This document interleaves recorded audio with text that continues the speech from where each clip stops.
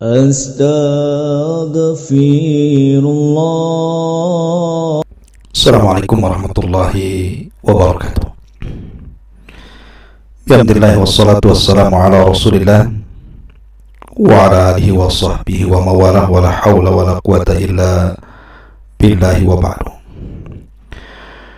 Qala Allahu azza wa jalla ya ayyuhalladzina amanu taqullaha haqqa tuqatih wa la tamutunna illa wa antum muslimun. Wa qala sallallahu alaihi wasallam man salaka tariqan yaltamisu fihi ilma sahhalallahu bihi tariqan ilal jannah. Amma ba'du. Faedah malam, kita akan membahas masih akhlak Nabi sallallahu alaihi wa ala alihi wasallam. Bagaimana perhatian Islam terhadap orang-orang yang memiliki keterbelakangan mental, cacat akalnya, atau mungkin cacat fisiknya.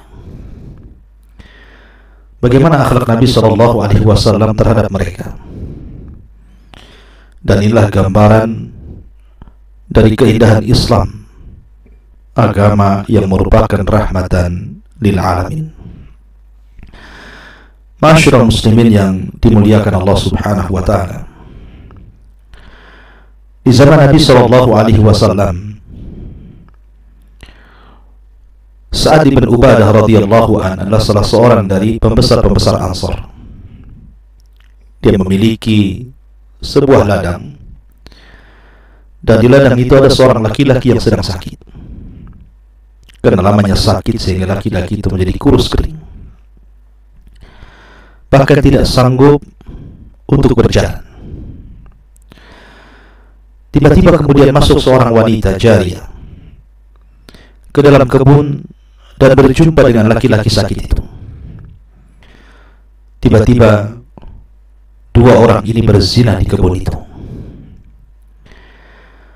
Kemudian sahabat mengetahui perzinahan keduanya. Akhirnya kemudian dilaporkan kepada Nabi sallallahu alaihi wa alihi wasallam. Maka Nabi sallallahu alaihi wasallam kemudian mengatakan, cambuklah laki-laki itu mi'ata jaldah, 100 kali cambukan. Kemudian sahabat ini mengatakan, ya Rasulullah, kalau seandainya kami cambuk dengan 100 kali sembuhkan anak muda itu, sementara kondisi dia sedang sakit, tentu dia akan mati, wahai Rasul. Dia tidak akan sanggup dengan 100 cambukan. Maka Nabi SAW mengatakan, kalau begitu itu nibihi, datangkan laki-laki itu kepadaku. Maka akhirnya kemudian laki-laki itu dihadapkan kepada Nabi SAW. Kemudian Rasul memandang laki-laki itu yang dipapah, yang sedang sakit, tapi dia melanggar syariat Allah Subhanahu wa ta'ala. Sementara sebuah kasus kalau sudah sampai ke hakim, maka tidak bisa dibatalkan, tetap harus ada hukuman hudud. Maka Nabi SAW ketika melihat anak muda itu, raqalahu, tiba-tiba hatinya lembut, tidak tega untuk menghukumnya. Tapi bagaimanapun syariat Islam harus ditegakkan. Maka Nabi SAW mengatakan, kalau begitu kumpulkan 100 lidi kurma, kemudian ikatlah menjadi satu ikatan dan pukullah 1 kali, maka itu sama dengan 100 kali cambukan. Lihat bagaimana Nabi SAW tetap menegakkan hukum syariat. Karena hukum had dalam Islam itu hakikatnya bukan lita'dhib, bukan untuk menyiksa, tetapi litahdib wa tarbiyah, untuk mendidik dan menyadarkan manusia. Yang ingin saya katakan bahwa bagaimana Nabi SAW lembut dengan laki-laki yang sakit, padahal dia melanggar dan berzina, dan harusnya dia mendapatkan hukuman 100 kali cambuk. Tapi Nabi SAW bukan hanya ingin menegakkan syariat Islam di satu sisi, tapi di sisi lain juga Nabi SAW tahu bahwa laki-laki tersebut adalah orang sakit. Kalau seandainya dipaksakan kemudian dicambuk layaknya orang-orang yang melanggar, tentu dia akan meninggal. Ini menunjukkan bahwa Rasul memiliki perhatian khusus kepada orang-orang yang memiliki keterbelakangan. Bahkan di zaman Nabi SAW ada seorang wanita yang kata rawi hadis mengatakan la aqlalah, wanita ini tidak punya akal, artinya gila. Menghadap Nabi SAW, kemudian dia mengatakan kepada Nabi SAW, li ilaika haja, aku memiliki hajat kepadamu wahai Muhammad. Maka Nabi SAW mengatakan, baik, kalau begitu tentukan jadwalnya, aku akan datang kepadamu.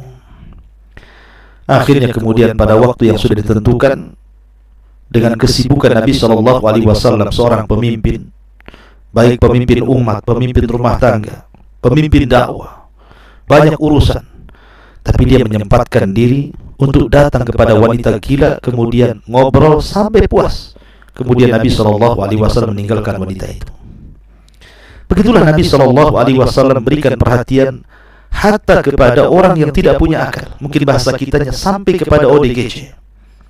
Padahal kita lihat di masyarakat, terkadang kalau ada orang gila, terkadang di antara kita ada yang mencemooh, di antara kita yang merendahkan, merasa jijik, merasa takut, dan begitu seterusnya.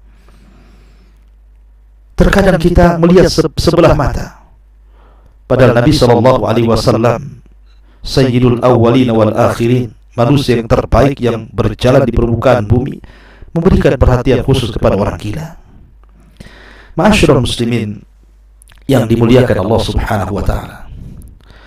Suatu ketika ada seorang wanita memiliki penyakit ayan. Apabila datang penyakitnya, maka dia tidak sadar, terkadang tersingkap auratnya. Wanita ini datang kepada Nabi SAW dan mengatakan, ya Rasulullah, inni usra wa inni atakasyaf. Rasul, aku ini terserang penyakit ayan. Kalau seandainya penyakit ini datang kepadaku, maka aku tidak sadar, terkadang menyingkap-nyingkap auratku. Berdoalah kepada Allah untukku, wahai Rasul, agar Allah menyembuhkan penyakitku. Maka Nabi SAW ketika itu memberikan dua pilihan kepada wanita ini. Baik, aku akan berdoa kepada Allah, semoga Allah menyembuhkan penyakitmu. Tetapi aku berikan pilihan lain, wala in sabarti walakil jannah. Tapi kalau engkau ingin sabar dengan penyakitmu itu, maka kupastikan kau masuk surga. Tentu surga tidaklah sebanding dengan penyakit yang dideritanya. Karena orang yang masuk surga sekali celupan saja sudah menghilangkan keberitaan seluruh dunia. Maka wanita ini mengatakan, kalau begitu saya sabar wahai Rasul. Saya tidak akan meminta agar penyakitku disembuhkan, akan tetapi mintalah kepada Allah apabila penyakitku datang, jangan sampai aku menyingkap-nyingkap auratku. Akhirnya Rasul pun berdoa kepada Allah, dan Allah kabulkan. Apabila datang penyakit ayannya, dia tidak menyingkap lagi auratnya, dan begitulah dia mengalami sakit ayan sampai wanita ini meninggal dunia, dan dia mendapatkan janji yang dijanjikan Rasul kepadanya. Begitulah Nabi SAW memberikan perhatian khusus kepada orang yang ada keterbelakangan mental, cacat fisiknya atau cacat akalnya. Karena memang Islam itu memandang manusia memiliki kemuliaan, laqad khalaqnal insana fi ahsani taqwim. Ma'asyiral muslimin yang dimuliakan Allah Subhanahu wa taala. Di zaman Nabi SAW ada seorang sahabat namanya Itban ibn Malik radhiyallahu anhu. Orang yang sudah tua dan mengalami kebutaan. Dia datang dengan pembantunya yang memapah dia menemui Nabi SAW. Kemudian Itban ibn Malik mengatakan kepada Rasul, ya Rasulullah, sudikah engkau datang ke rumahku dan engkau salat di rumahku? Aku ingin menjadikan rumahku adalah tempat salat, dan engkau yang memulainya. Akhirnya kemudian Nabi SAW pun menjadwalkan untuk datang ke rumah Itban ibn Malik, seorang yang sudah tua, buta, miskin. Tapi Rasul menyempatkan diri datang ke rumah Itban ibn Malik. Diajaknya Abu Bakar, Umar, dan sahabat yang lainnya. Kemudian berkunjung ke rumah Itban ibn Malik. Sesampainya di rumah, kata Rasulullah, wahai Itban, di mana aku harus salat? Kata Itban, sebelah sini wahai Rasul. Maka Rasul pun kemudian salat, dan di belakangnya Abu Bakar dan Umar, dan juga keluarga Itban ibn Malik radhiyallahu anhu. Subhanallah. Di tengah-tengah kesibukan Rasul masih menyempatkan diri untuk datang ke rumah Itban ibn Malik, orang tua yang sudah buta. Bahkan juga Abdullah ibn Ummi Maktum radhiyallahu anhu, salah seorang muadzin Nabi sallallahu alaihi wasallam dari 4 muadzin Rasul setelah Bilal, kemudian Abi Mahdhura, Sa'ad Al-Qaradi, Maula Ammar ibn Yasir, maka yang keempatnya adalah Abdullah ibn Ummi Maktum, muadzin Rasul sallallahu alaihi wasallam yang adzan di Masjid Nabawi setelah adzannya Bilal ibn Rabah radhiyallahu anhu. Kita tahu bahwa keislaman Abdullah ibn Ummi Maktum memiliki cerita sendiri, karena ketika dia hendak masuk Islam, rupanya Nabi SAW sedang menceramahi para pembesar orang-orang Quraisy. Datanglah Abdullah ibn Maktum seolah-olah menyibukkan Rasul, karena Rasul sedang sibuk menghadapi para pembesar Quraisy. Rasul tidak suka dengan kedatangannya, apalagi dia seorang buta. Tetapi kemudian Allah Subhanahu wa taala membela Abdullah ibn Ummi Maktum. Mungkin seolah-olah kita katakan bahwa ini orang yang jelas-jelas datang hendak masuk Islam kau tolak. Mereka para pembesar Quraisy itu belum tentu juga masuk Islam, tapi kau kemudian menerima mereka. Maka turunlah surah Abasa wa Tawalla an ja'ahul a'ma. Allah Subhanahu wa taala menegur Nabi sallallahu alaihi wasallam yang bermuka masam lagi berpaling. Maka selepas peristiwa ini, maka Nabi SAW sangat menghormati Abdullah ibn Ummi Maktum. Dia tidak pernah merendahkan kembali dan memuliakan Abdullah ibn Maktum. Setiap Abdullah ibn Ummi Maktum datang kepada Rasul, maka Rasul akan mengatakan marhaban biman atabani rabbi, selamat datang karena Allah Subhanahu wa taala sudah menegur wahai ibnu Ummi Maktum. Maka sejak itulah apabila Rasulullah SAW safar dalam rangka jihad atau yang lainnya, maka Madinah akan diserahkan kepada Abdullah ibn Ummi Maktum untuk memimpin mereka. Begitulah Nabi SAW menghormati orang-orang yang memiliki cacat fisik ataupun cacat mental. Itulah indahnya Islam, luar biasa. Ma'asyiral muslimin yang dimuliakan Allah Subhanahu wa taala. Ada seorang sahabat namanya Amr ibn Jamuh radhiyallahu anhu. Amr ibn Jamuh ini memiliki cacat, pincang, susah berjalan, sudah tua. Ketika dia hendak perang Badar, 4 anaknya melarang. Akhirnya kemudian dia tidak jadi terlibat dalam perang Badar. Tapi ketika perang Uhud, dia ingin berjihad. Walaupun kakinya susah jalan, pincang dengan pincang yang sangat-sangat parah, dia datang kepada Nabi SAW dan mengatakan, "Idzan li bil jihad." Izinkan aku wahai Rasul, aku ingin jihad di perang Uhud besok. Maka anak-anak yang 4 orang ini datang kepada Nabi SAW meminta agar Rasul jangan mengizinkan ayahnya untuk terlibat dalam perang Uhud.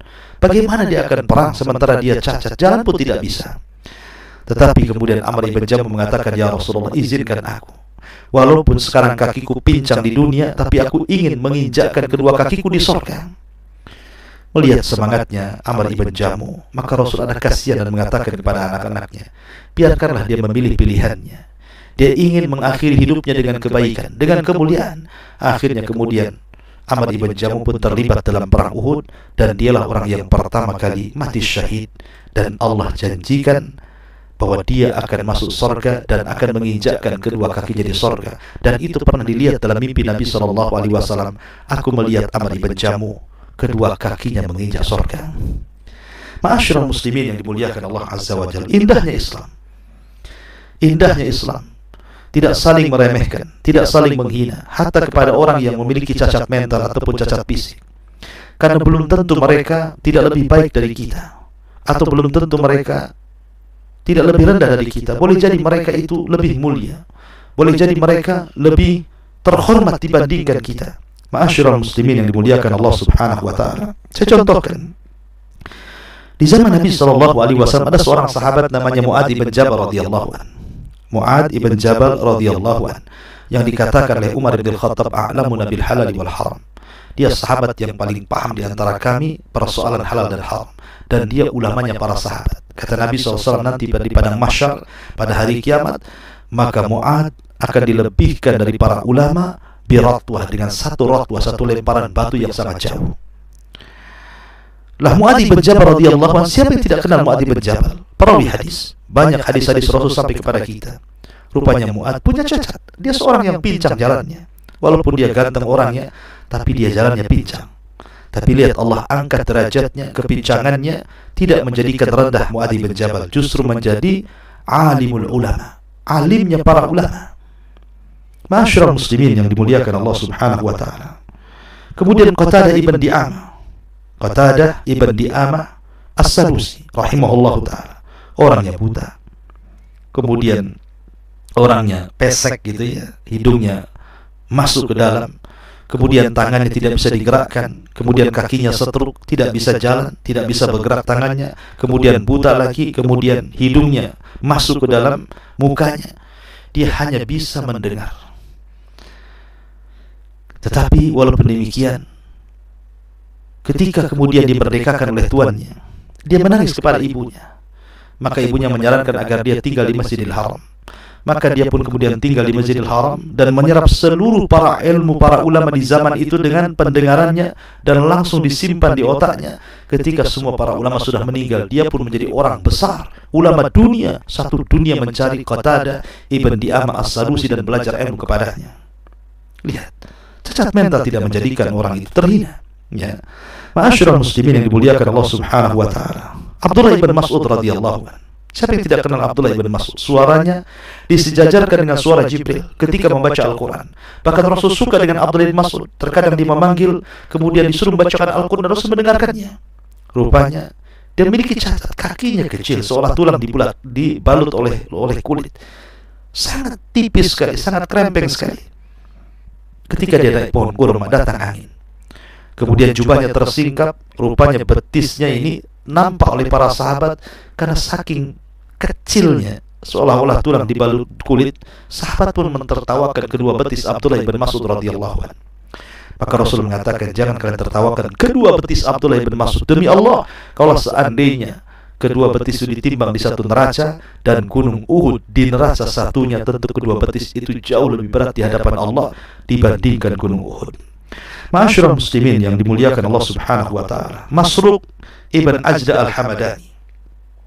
Masruq ibn Ajda al-Hamadani patah tangannya, tidak punya tangan. Tapi siapa yang tidak kenal Masruq? Seorang rawi hadis, seorang alim ulama di zamannya. Semua ulama datang kepadanya dan meminta ilmu kepadanya, belajar kepada Masruq ibn Ajda al-Hamadani. Ma'asyiral muslimin yang dimuliakan Allah Subhanahu wa taala, termasuk juga kita tahu tadi sudah jelaskan Abdullah ibn Ummi Maktum radhiyallahu an. Dia orang buta, tetapi Allah Subhanahu wa taala memuliakan, bahkan manusia sangat memuliakan Abdullah ibn Mas'ud Abdullah ibn Ummi Maktum. Walaupun dia buta, tapi jadi muadzin Nabi sallallahu alaihi wasallam dan selalu memberikan atau diberikan posisi mulia oleh Nabi sallallahu alaihi wasallam apabila Rasul safar. Termasuk juga Talha ibn Ubaidillah At-Tamimi, memiliki cacat, akan tetapi dia orang mulia. Samurah ibn Jundab ibn Hilal Al-Fazari juga radhiyallahu anhu, seorang sahabat Nabi sallallahu alaihi wasallam. Orangnya juling, matanya juling. Tetapi siapa yang tidak kenal Samurah ibn Jundub? Dia seorang sahabat Nabi sallallahu alaihi wasallam yang luar biasa. Jasanya tidak dilakukan dalam Islam. Artinya bahwa banyak ulama-ulama, sahabat-sahabat yang mulia, mereka ada cacat fisiknya. Artinya bahwa orang cacat itu terkadang lebih mulia dibandingkan orang sehat. Maka beruntunglah, bersyukurlah Anda yang sehat, baik sehat mentalnya, sehat fisiknya. Gunakanlah, bersyukurlah kepada Allah Subhanahu wa taala. Gunakan untuk belajar, menimba ilmu, mengamalkan ilmu, bersyukur kepada Allah Subhanahu wa taala, dan salinglah menghargai satu dengan yang lainnya. Hargailah Anda yang sehat kepada orang yang sakit. Hargailah Anda orang yang waras kepada orang yang gila. Mereka manusia, mereka juga ciptaan Allah Subhanahu wa taala. Bahkan ketika kita mencela fisik orang karena cacatnya, sama saja kita telah mencela yang menciptakannya, Allah Subhanahu wa taala. Mudah-mudahan manfaatnya. Subhanaka wa bihamdika, asyhadu an la ilaha illa anta, astaghfiruka wa atubu ilaik. Allah taala. Assalamualaikum warahmatullahi wabarakatuh.